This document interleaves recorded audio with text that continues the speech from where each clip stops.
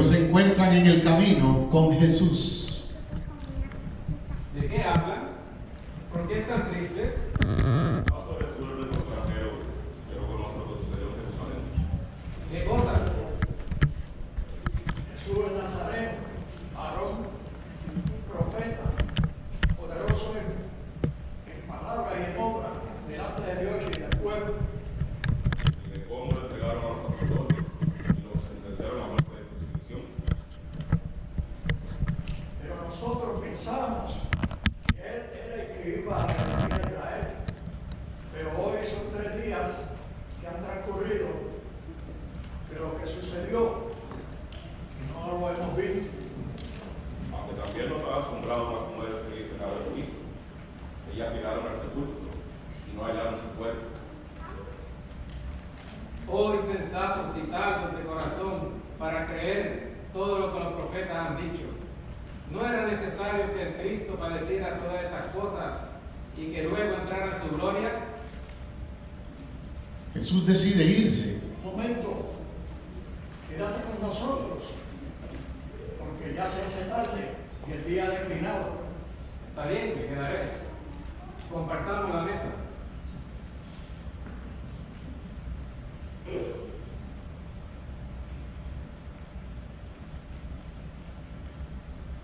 Bendigo este pan.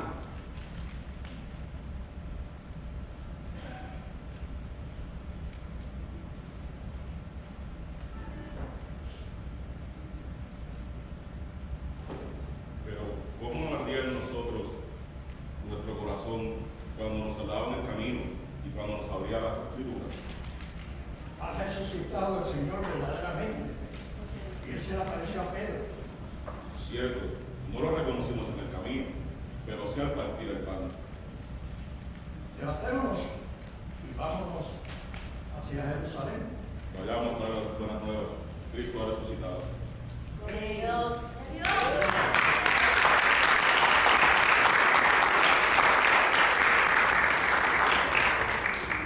Es así que en aquel día estos discípulos se regresan a Jerusalén.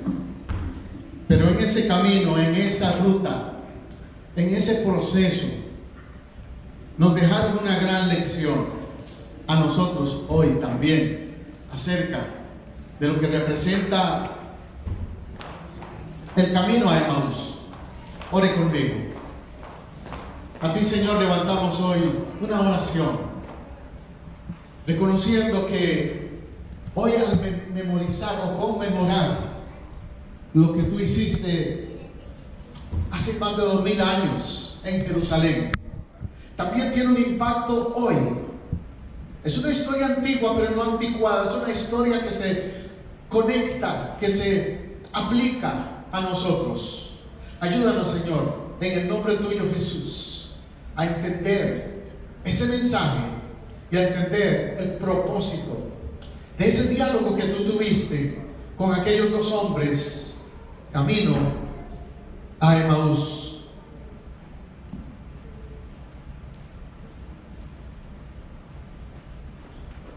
Te podría titular este sermón Lecciones de un camino llamado Emaús.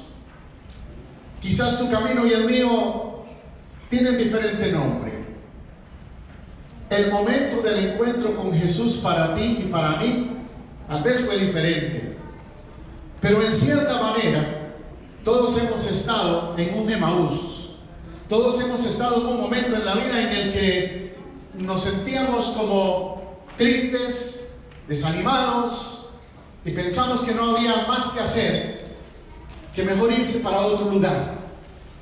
Esa fue la reacción de aquellos 2 discípulos cuando decidieron dejar Jerusalén y buscar otra ruta, otro camino. Ese relato bíblico lo puedes encontrar en Lucas. Ahí está en el capítulo 24, verso 18.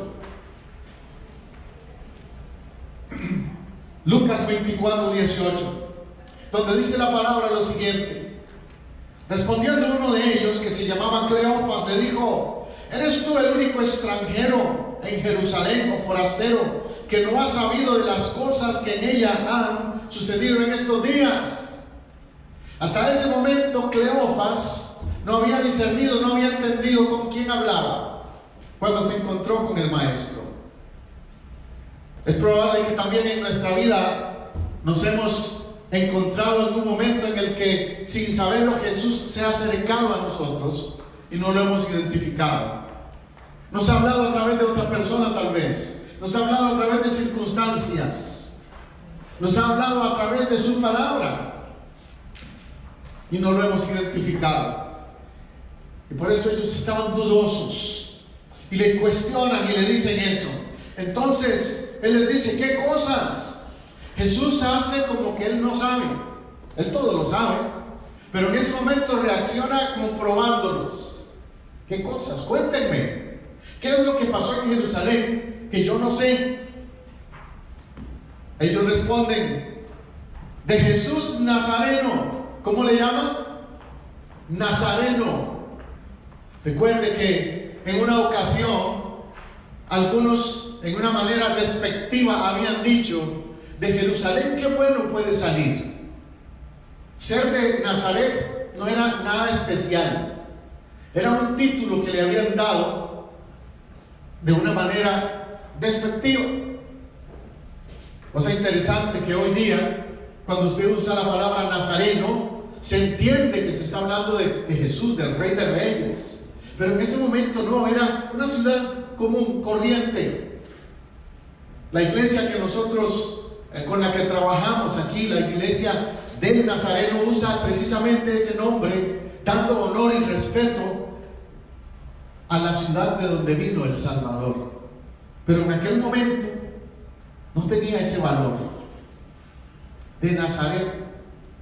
Aquel nazareno, y murió, lo crucificaron.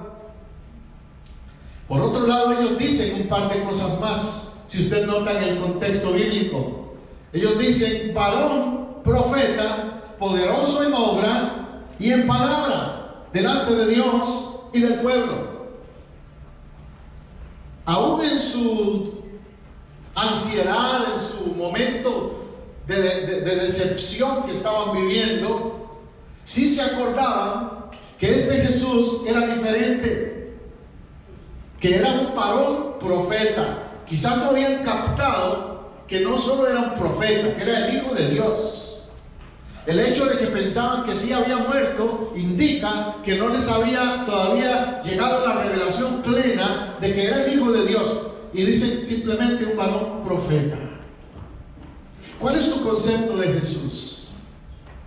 Hay mucha gente hoy día que si usted le pregunta quién es Jesús, tal vez te digan algo semejante. Tal vez te digan, no era un buen hombre.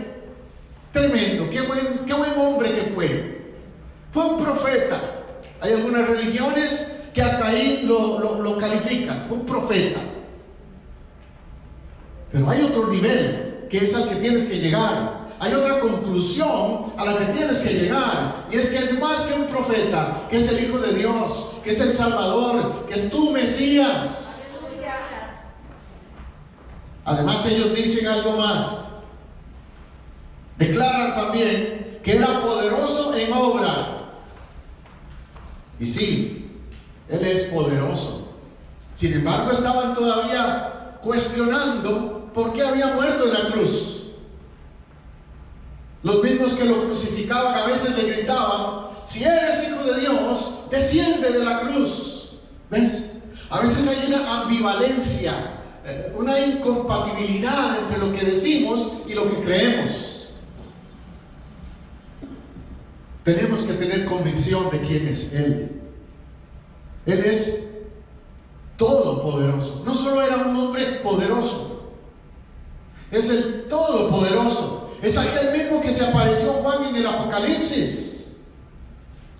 Y que Juan dice de Él, o le declara más bien Él a Juan, yo soy el Alfa y la Omega, el primero y el último. Yo soy el que soy y yo soy el todopoderoso. ¿Ves? ¿Qué diferencia esa declaración a lo que estos hombres estaban apenas reconociendo? Varón poderoso en palabra, delante de Dios, de todo el pueblo. Hizo muchas cosas buenas delante de todo el pueblo, dijeron. Pero les faltaba otro nivel de compromiso, otro nivel de fe. Estaban en un nivel que no era el que debían estar. Y a veces me pregunto si hay personas en esta Semana Santa que también tienen esa misma reacción. Sí, Jesús, buena gente, un tremendo hombre, profeta, hizo muchas cosas buenas, sí, pero no han llegado a hacerlo su Dios, su Señor, su Salvador, que es el otro nivel al que Dios espera que nosotros podamos llevar. La Biblia no nos dice los nombres de estos dos discípulos, de los dos no nos dice los nombres. Nos menciona a uno llamado Cleofas. Entonces eso nos dice también que no eran de los 12 apóstoles, eran otros discípulos. Recuerde que entre los que seguían a Jesús había un grupo menor, los 12, y había un grupo más amplio, los 70. Probablemente era alguno de los 70. Que probablemente en ese grupo que habían seguido a Jesús también, anduvo cuando Jesús los encomendó, los envió a ir a testificar, a tocar las puertas. Pero todavía este Cleofas no había, como le digo, llegado al nivel que Dios quería que llegara en su relación con él. Cleofas necesitaba una entrega más completa al Señor. Ellos siguen diciendo, y mira, lo entregaron a los principales sacerdotes, nuestros gobernantes, lo sentenciaron a muerte, lo crucificaron. Verso 20. Ellos estaban viviendo un trauma, obviamente, un trauma, porque vieron aquella escena, vieron la crucifixión, vieron la escena horrible que se dio en el Calvario. Y es que esa escena era de verdad una escena cruel. El viernes que hablábamos de las 7 palabras, el hermano Roy mencionó de que médicamente hablando Jesús vivió verdaderamente una tortura indescriptible. Los romanos se ensañaron en la manera en que le torturaron. Si no hubiera sido por el cirineo que lo obligaron a llevar la cruz camino al Calvario, Jesús se hubiera muerto antes de llegar al Calvario, por la manera tan cruel en que había sido golpeado, torturado, flagelado. Y estos discípulos vieron todo eso. Obviamente entonces tenían una actitud de derrota. Su actitud era de fracaso, de derrota, al pensar en lo que había sucedido. Verso 21 dice, pero nosotros esperábamos, fíjate, lo dice en pasado, nosotros, ellos dos, esperábamos. Ahora ya no esperaban. ¿Habían perdido qué? La esperanza. Los psicólogos dicen que una definición de depresión es perder la esperanza. Cuando alguien dice, ya no hay salida, se acabó todo. A ese nivel tocaron fondo. Entonces a ese nivel llegaron estos dos discípulos, se acabó todo. Además dice en el verso 21, además de todo esto, hoy ya es el tercer día en que esto ha acontecido. ¿Por qué pensaron eso? Porque Jesús les había anticipado un tercer día de gloria, un tercer día de victoria. Y ellos dijeron, ¿qué pasó? Hoy es. Y tal vez el enemigo a ti en tu vida en algún momento te ha hecho sentir, mira, no que oraste, no que le pediste a Dios por ese milagro, y mira, es el tercer día y nada ha pasado, has estado ahí. Cuando el enemigo te ha hecho pensar, mentalmente ha jugado contigo y te ha hecho sentir, mira, nada va a pasar. El diagnóstico médico sigue el mismo, la situación financiera sigue igual, la demanda de divorcio todavía está ahí. Las circunstancias negativas ahí están, nada ha pasado. Es tercer día y todo sigue igual. Pero siempre hay que esperar al amanecer de ese tercer día. El tercer día no se termina hasta que se termina. Y Dios interviene muchas veces en el minuto final, en el tiempo en que nosotros menos lo esperamos. Pero siempre interviene. Siempre hay un tercer día.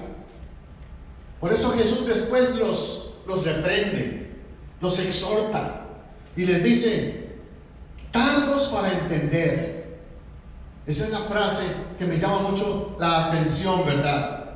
Ellos le habían dicho a Jesús: mira, hay unas mujeres que nos han dicho que lo vieron, que lo encontraron, que fueron al sepulcro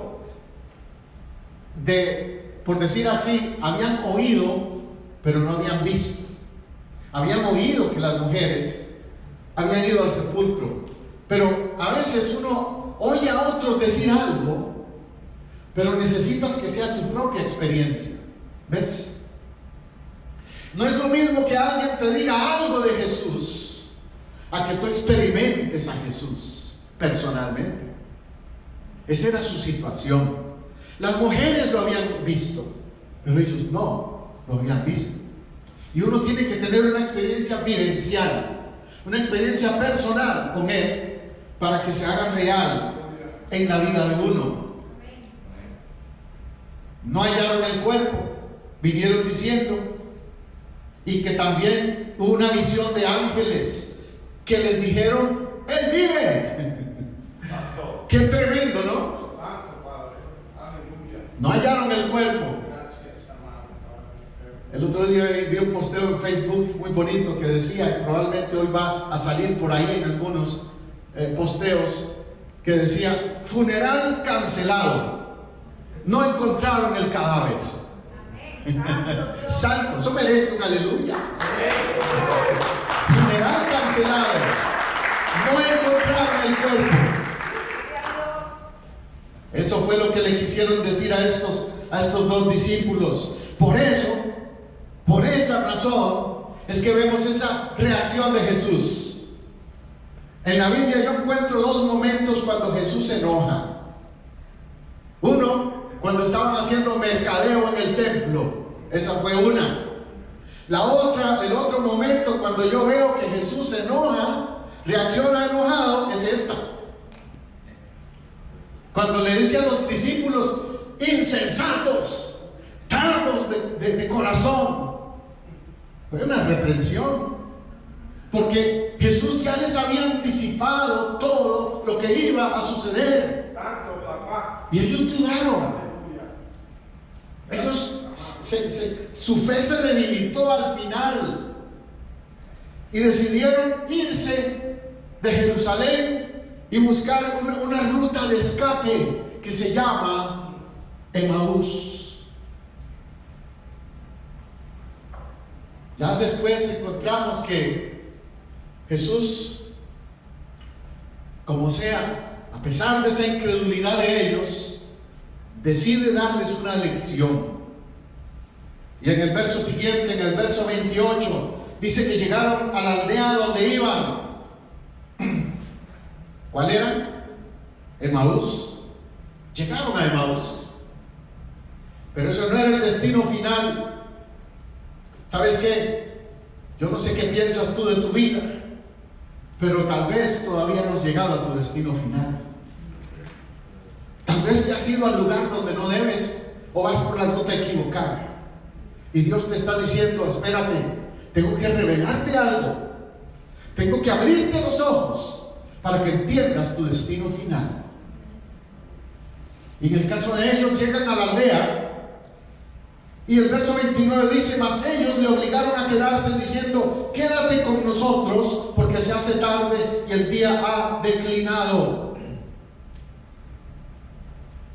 Esa expresión, le obligaron, me indica que tal vez Jesús, como se había molestado por la incredulidad de ellos, se paró y se fue. Pero ellos le insisten y le dicen: quédate. Le ruegan, dice otra versión, dice, le ruegan. A veces cuando hemos estado espiritualmente equivocados, o no a veces, siempre que estamos espiritualmente equivocados, vamos a tener que llegar a un momento de rogar. No nos gusta rogar, ¿verdad? Pero en este caso era necesario rogar. Rogar quiere decir insistir, pedirle por favor, con una actitud humilde. Ellos podrían haber dicho: a este extranjero que se cree, mira cómo nos habló, porque todavía no lo habían identificado. Y cuando Él los exhorta y les dice: oh insensatos, tardos de corazón, tal vez ellos podrían haberse enojado también y reaccionado negativamente. Y déjalo, Cleofas, déjalo que se vaya. Pero no, algo les inquietó. Algo les inquietó y deciden decirle: quédate con nosotros. ¿No te ha pasado a ti que has estado conversando con alguien y que las palabras, el mensaje, el testimonio que te está compartiendo esa persona, de pronto se te hace interesante? Y de pronto dices: yo quiero más, necesito oír más. A mí me han pasado personas que me han dicho eso a mí y yo lo he dicho a otros también. No te vayas, hablemos más. Es interesante lo que me dices, me gusta lo que me dices. Y a pesar de la exhortación y de la regañada que les dio Jesús, ellos dijeron: wow, mira, este tiene razón, hablemos más. Dejémoslo que nos dé un poco más de lo que Él sabe. Hay que abrirse a Jesús. Hay que abrirse a lo que Dios quiere decirte. No cerrarse. Porque tal vez Él tiene más para ti. Algo más que decirte. Algo más que revelarte. No te creas que ya lo sabes todo. Y ellos entonces lo invitan a quedarse. Él acepta. Y aconteció que estando sentado a la mesa, tomó el pan y lo bendijo y lo partió y les dijo, y les dio. Ahí se da el cambio radical en la historia. Porque recuerde que estos discípulos, cuando Jesús estaba físicamente con ellos todavía, antes de la crucifixión, lo vieron más de una vez cómo actuaba, cómo hablaba. Y cuando celebraba la cena, Él tenía probablemente un estilo, una manera especial de partir el pan, de bendecir el pan. Es interesante eso, ¿verdad? Que cada persona a veces tiene su estilo, su manera de actuar, y los identificamos, lo sabemos. A veces uno dice: mi esposa hacía eso de esa manera, o mi mamá, o mi papá. Hay formas en que uno actúa que lo identifican. La mano. Sí, como dicen, la mano de esa persona. Y Jesús tenía su estilo de partir el pan, por lo que notamos en el texto. No lo hacía igual que todo el mundo. Y ahí es donde les cae la luz. Como dicen por ahí, se les prende el bombillo, se les enciende la luz y dicen: oye, Él partió el pan exactamente como Jesús lo partía. Entonces ellos caen a cuenta en ese momento de que era el Mesías con el que estaban hablando. Y quizás también a nosotros en nuestra vida, en algún momento también se nos abren los ojos del discernimiento espiritual y decimos: no fue fulano que me habló, Jesús me habló a través de esa persona. O este texto que estoy leyendo aquí en la palabra, ahora entiendo que es para mí, me habló el Señor. O una circunstancia, una situación que vino, entiendo, eso fue dirigido a mí, fue con un propósito. Ahí es donde ellos declaran entonces: Jesús se va del escenario, Jesús ya no está en la mesa con ellos, pero ellos declaran en el verso 32: ¿no ardía nuestro corazón en nosotros mientras nos hablaba en el camino, cuando nos abría las escrituras? ¿Ves? Algo sintieron en el corazón diferente. Cuando el Espíritu Santo trata contigo, vas a sentir que arde tu corazón. Cuando Dios habla a tu corazón, no va a ser cualquier palabra. Puede que te la diga un niño, puede que te la diga un familiar, puede que te la diga un vecino, pero si es de Dios que te está llegando esa palabra, Dios va a usar esa persona y va a arder tu corazón, te va a quemar el corazón, te va a inquietar el corazón. Eso fue lo que pasó ese día. Yo me acuerdo el día que a mí me quemó el corazón. Un Viernes Santo fue en mi día en que Dios quemó mi corazón, que ardió en mí algo, que la palabra que estaba dando aquel predicador en la radio fue ardor en mi corazón. Y ojalá que lo sea para ti este día, que la palabra que yo te estoy dando queme tu corazón para salvación, para vida eterna. Levantándose en la misma hora, volvieron a Jerusalén y hallaron a los 11 reunidos y a los que estaban con ellos, que decían: ha resucitado el Señor verdaderamente y se ha aparecido a Simón.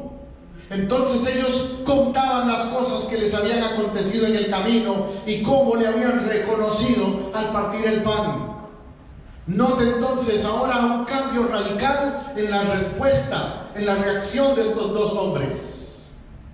Ahora ya no están huyendo, ahora ya no están queriendo escaparse de Jerusalén. Y volver a Jerusalén no era fácil, porque después de ese momento, después de la cruz, todos los que seguían a Jesús empezaron a ser perseguidos y arrestados y crucificados, muchos de ellos también. Ellos sabían que volver a Jerusalén era un peligro, era un riesgo, pero vuelven. Quieren ir y hablarle a los demás. Ellos no saben que los demás también ya lo habían visto.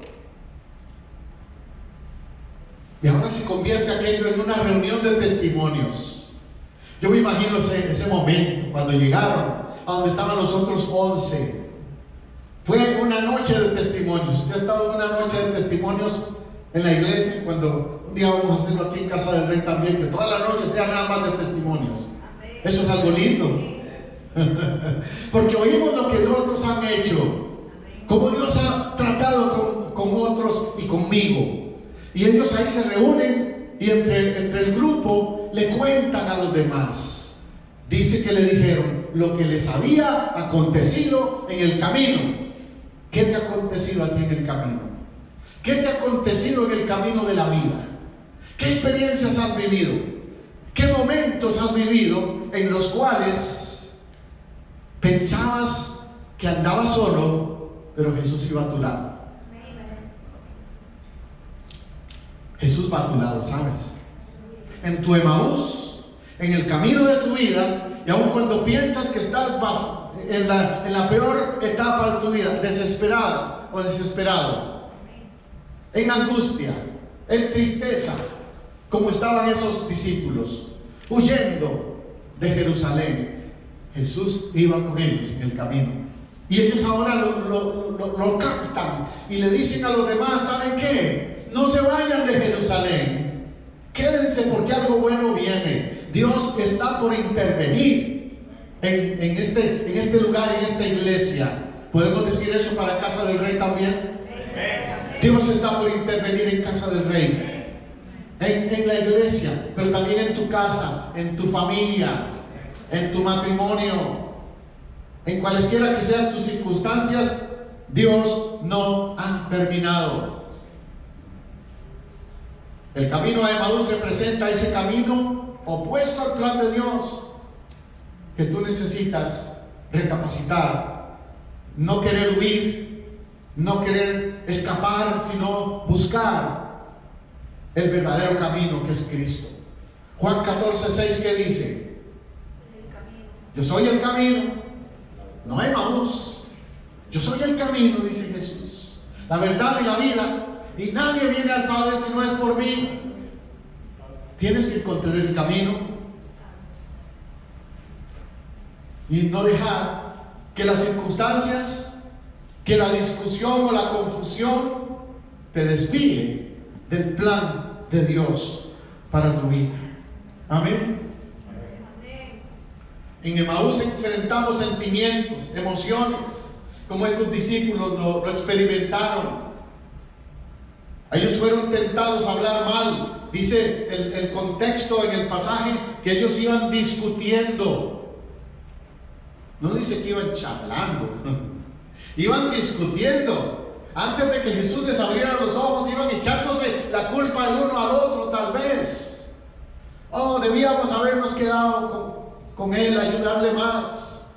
No hicimos como Él nos dijo. Fracasamos. ¿Y cuántas veces también en tu caminar te sientes así culpable? No fui un buen padre. Si mis hijos andan rebeldes es porque yo hice mal, yo fallé. Mejor me voy, mejor tiro la toalla. Oh, si mi esposa o mi esposo me quieren abandonar y dejar, sí, es verdad, yo me lo merezco. No fui un buen esposo o una buena esposa. Que se termine todo. Tomamos actitudes de derrota a veces, en lugar de escuchar la voz de Dios y volver al buen camino, volver a Jerusalén. La palabra Emaús, según investigué, significa fuente de aguas termales o baños calientes. Eso significa la palabra Emaús. Parece que en Emaús habían de esos baños termales. ¿Ha ido alguna vez a alguno de esos? Ha sido bien bonito, ¿verdad? Te metes ahí, te relajas y todo eso, pero ellos necesitaban algo más que ir a relajarse en los baños termales de Emaús. Como sea, Emaús también significa un proceso, un cambio. Estar dispuestos a dejar el escapismo, el confort de meterse a unos baños termales tal vez para relajarse y volver a la realidad de Jerusalén y volver a lo que fueron llamados a ser testigos de Jesús. Esa conversación inesperada entonces marcó la vida de estos dos hombres. Esa conversación en el camino a Emaús marcó una diferencia. El verso 17 del capítulo 24 que estamos leyendo en Lucas, Jesús les pregunta: ¿qué pláticas son estas que tenéis entre vosotros mientras camináis y por qué estáis tristes? Interesante la pregunta de Jesús, ¿verdad? Tal vez a veces Jesús a nosotros nos ha escuchado también con pláticas que no suenan muy edificantes. Y tal vez Jesús en el corazón nos hace la misma pregunta: ¿pero de qué hablas? ¿Por qué estás hablando así esa plática que te oigo tener con tu esposa o tu esposo de que ya mejor terminar? ¿Por qué esa plática de que mejor suicidarte porque la vida no vale nada? ¿O por qué esa plática tan negativa de que tú no eres nadie o de que no vales nada, de que eres un don nadie? ¿Quién te metió eso en la cabeza? ¿Qué pláticas tenéis?, les dice Jesús. Porque Jesús entendía que la plática no iba bien, que la conversación no iba bien en ese momento. Por eso agrega: ¿por qué estáis tristes? Más que tristes, estaban derrotados. Se sentían en el piso, deprimidos, fracasados. Ese es el momento cuando Dios interviene, ¿sabes? Dios es un especialista, déjame decirte esto, Dios es un especialista en intervenir cuando estamos en el piso, cuando estamos en el peor momento de la vida. Santo Dios.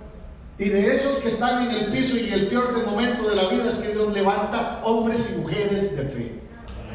Amén, gloria a Dios. ¿Lo eres? ¿Te has sentido así? Pues no creas que es el final. Dios tiene todavía un trato contigo, un trato especial. No escojas la ruta del alejamiento, del escapismo, del Emaús.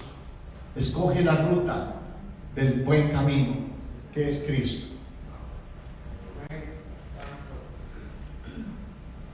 Jesús les abre los ojos. Lucas 24, 27 al 32, comenzando desde Moisés y siguiendo por los profetas, les declaraba en las Escrituras lo que de él decían. ¿Qué les declaró? ¿A qué les abrió los ojos? El texto lo dice. Les declaraba lo que de él decían las Escrituras. ¿Cuándo es que hay un cambio en la vida de alguien? Cuando entiende lo que la Biblia dice de él. ¿Me están siguiendo? Cuando ellos entendieron que la palabra de Dios, las Escrituras, hablaban de él, conocieron a él, le conocieron a él, se encontraron con él. Hasta ese momento ellos conocían de las Escrituras, pero no le conocían a él.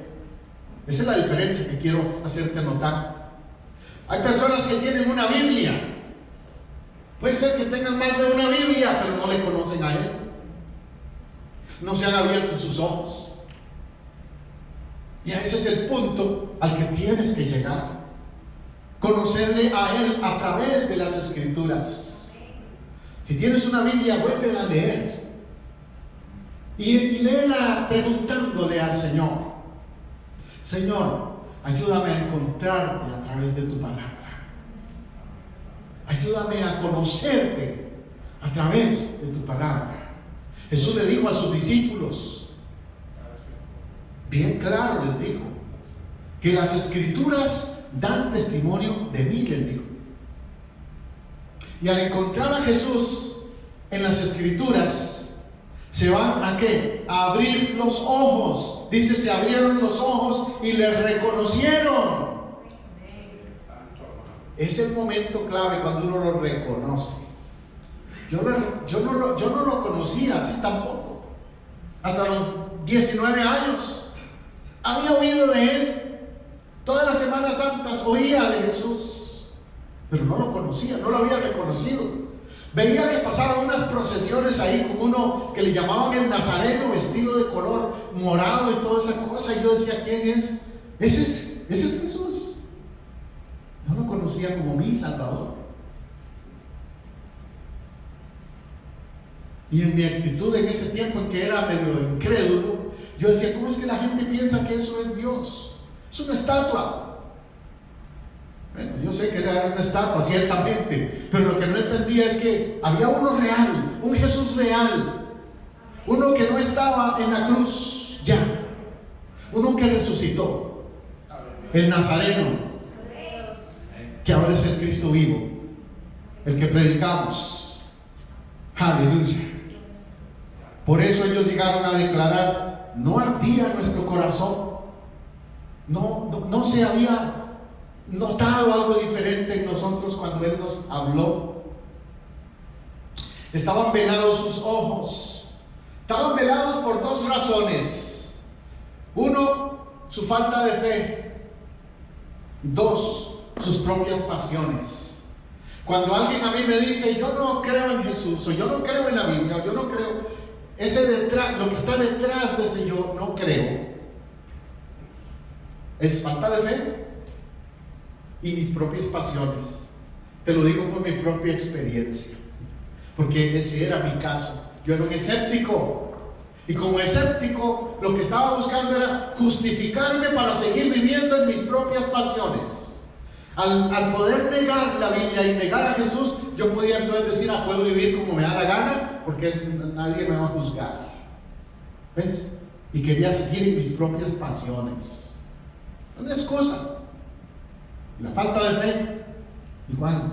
Una vez leí una frase que me impactó, que dice, para el que cree, ninguna explicación es necesaria. Para el que no cree, ninguna explicación es suficiente. Basta con creer y Dios abrirá los ojos. Dios te abrirá los ojos. Dice el apóstol Pablo en 2 Corintios 3:14, pero cuando se conviertan al Señor, el velo se quitará. ¿Cuándo? cuando se conviertan al Señor. No dice cuando se hagan religiosos. No te estoy hablando de religión, te estoy hablando de conversión. El apóstol Pablo era un religioso, pero no había sido convertido. Era un fanático, legalista, religioso. Pedro igual, en cierta manera, y otros. Pero les faltaba ser convertidos. La conversión es un proceso interno, sucede de adentro para afuera, no es de los dientes para afuera, es del corazón hacia afuera. Es una transformación, es un cambio tan radical que de pronto te das cuenta y haces diferencia entre lo santo y lo profano. Te das cuenta de lo que a Dios ofende y lo que a Dios no ofende. Te das cuenta de tu maldad y de la santidad de Dios. Y de que necesitas perdón, redención. Por esa razón, el camino a Emaús es una gran lección para nosotros, para ti y para mí. Es una lección de cambio radical. Déjame ir aquí un poquito más adelante. Invítalo a entrar en tu casa. Recíbelo. En aquella ocasión, los discípulos al final le dicen a Jesús: quédate, no te vayas, quédate con nosotros. Y esa palabra es clave. Uno podría haber tenido, no sé, que alguien le hable de Jesús y olvidarse de eso. Pero llega un momento en que tú tienes que decir: no te vayas, necesito más de ti. En una de mis frases favoritas, que la uso cuando uso el correo electrónico personal, tengo una frase que dice: si me conoces a mí, a José Matamoros, si me conoces a mí y te olvidas de mí, no has perdido nada. Un buen amigo quizás. Pero si conoces a Jesús y te olvidas de Él, lo has perdido todo. Eso fue lo que me hizo entender el Señor, y por eso te lo comparto. Quédate, dile: quédate, no te vayas, necesito de ti, no puedo perderte, Jesús. Yo creo que eso fue la inquietud que tuvieron los discípulos. No lo dejemos ir, hay algo que Él tiene que decirnos, no lo dejemos ir, quédate con nosotros. Fue la inquietud que ellos tuvieron. No permitas que se haga tarde. Los discípulos le dijeron a Jesús: mira, quédate porque el día ya declina, ya se hace tarde. Y tal vez también hoy necesitamos entender de que puede ser demasiado tarde para algunos si no reaccionan a la invitación de salvación que hay en Cristo. Puede ser demasiado tarde en algunos casos donde una persona, tal vez alguien les invita a conocer de Jesús y dicen: no tengo tiempo, estoy muy joven, mañana. Y ese mañana puede que no llegue. El momento es hoy, el día es hoy. Juan 1:12 dice: mas a todos los que le recibieron, a los que creen en su nombre, les dio potestad de ser hechos hijos de Dios.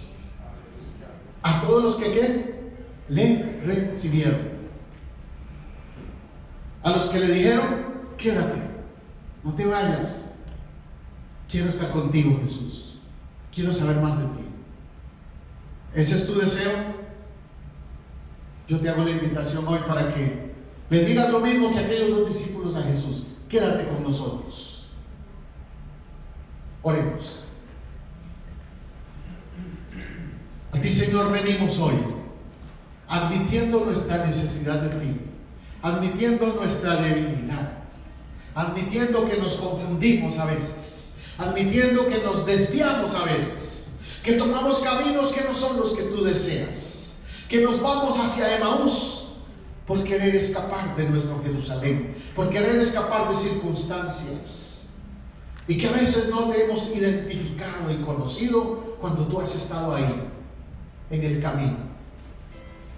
Hoy por eso oramos y te pedimos perdón y te decimos como aquellos discípulos: quédate con nosotros. Ahora hazlo tu oración también. Si me estás escuchando en este momento en otro lugar, si puedes cerrar los ojos y orar, dile: Señor, yo aquí he venido en mi caminar contigo sin haberte conocido antes, pero hoy se han abierto mis ojos.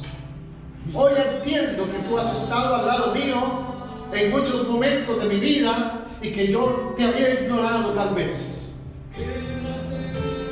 Y ahora te digo: quédate, Señor. No quiero, Señor, que te vayas, que te quedes conmigo. Que seas de ahora en adelante el compañero de mi vida. Que seas de ahora en adelante mi Dios, mi Salvador. Porque te necesito, Jesús. Puedes decirlo en esas palabras o como tú lo sientas, pero que hoy hagas un cambio radical en tu vida. Decidas caminar con Jesús. A ti que estás aquí en la casa, en la iglesia, en el templo, igual. Si hasta ahora tal vez tu caminar no ha sido firme, si has oído de Él, pero has estado como esos discípulos, a veces dudando, a veces quejándote, a veces pensando que todo se acabó, que para qué seguir. Hoy Dios te dice: afirma tu fe, no dudes. Yo vivo, yo soy un Cristo vivo y no he terminado mi obra contigo. Levanta tu mano. Si lo sientes, levántate de esa silla, de ese asiento y ven aquí al altar. Si Dios te mueve a hacerlo y te inquieta, sin ninguna pena, pasa aquí al frente. Pero no dejes pasar el día de hoy sin decirle: Señor, yo decido caminar contigo, porque tú vives, porque eres mi fiel amigo, porque estás ahí en los momentos en que yo más te necesito. Nunca me has dejado. Vamos a ver, ¿es esa su experiencia? Si usted ya lo ha hecho, levante su mano. Si usted ya ha tomado esa decisión. Pero si no lo ha hecho, te invito una vez más: no te vayas de este lugar, no te vayas de este lugar sin afirmar tu decisión por Cristo. No lo hago en nombre mío o de mi iglesia en particular, lo hago en el nombre de Jesús. Y Él quiere que de hoy en adelante ya no andes por Emaús confundido, ya no camines por un Emaús de duda, sino que vuelvas a Jerusalén, que vuelvas a donde Él quiere usarte, llamarte, transformarte y perdonarte. Gracias, Dios, por esas manos levantadas. Gracias por esas vidas que yo sé que hoy han sido tocadas y las que serán aún más a través de este mensaje cuando llegue a otras personas. Ahora mismo, donde estés, en otros lugares también, yo sé que Dios ha hecho algo contigo. Yo sé que Dios ha tratado con tu corazón. Que hoy vuelves al camino en el nombre de Él. Gracias, Señor. Yo levanto mi oración ahora de gratitud, Señor, junto con la iglesia, porque hoy una vez más tú te has glorificado. Aleluya, tú te has glorificado a través de este mensaje, Señor. Es tuyo, no es mío, Señor. Es tu palabra, no es mía. Gracias. Dile gracias al Señor. Dile gracias, Señor, por un día hablarme, por un día transformarme. Gracias, dile, Señor, por encontrarme en el camino, por no dejarme ir y buscarme y preguntarme qué te pasa, por qué estás triste. Gracias, Señor, por devolverme a Jerusalén, por hacerme volver al camino correcto. Dile gracias. Sí, Señor, gracias, gracias. Bendito seas. Yo personalmente te doy gracias y no quiero volver atrás, sin irlo a Él con una oración. Jamás volveré para atrás, Señor. No, Señor, nunca. No, Señor. Sí, Señor. Miro a Él, alábalo, adórale. Dulce caminar, quédate conmigo, quédate conmigo, no quiero volver atrás, no quiero volver atrás, yo quiero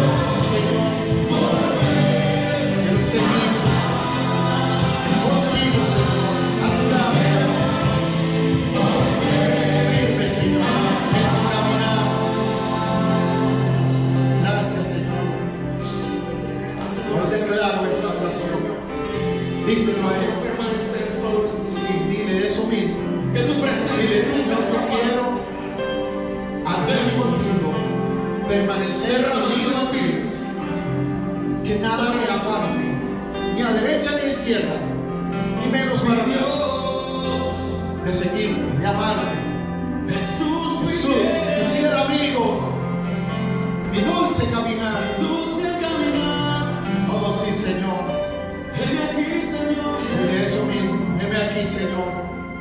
Heme aquí, Señor. Aleluya, aleluya, aleluya. Gracias, Jesús. Mi amigo eres tú. Mi Salvador eres tú. Aleluya, aleluya, aleluya. Santo su nombre. A la gloria, siempre. Y a su pueblo.